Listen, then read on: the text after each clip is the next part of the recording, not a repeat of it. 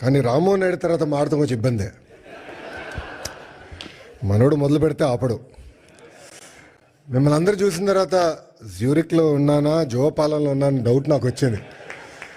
ఎందుకంటే ఈరోజు Monday afternoon ఇంతమంది వస్తారని మేము ఊహించలేదు.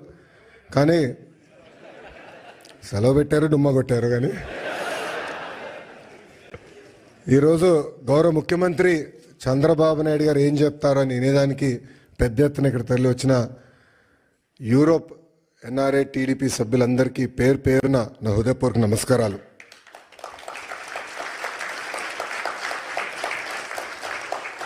తెలుగు జాతి సత్తా ఏంటో ఢిల్లీకి వినిపించిన వ్యక్తి విశ్వవిఖ్యాత నరసార్వభౌమ స్వర్గీయ శ్రీ నందమూరి తారక రామారావు గారు. తెలుగు జాతి సత్తా ప్రపంచానికి వినిపించిన వ్యక్తి మన ప్రీతి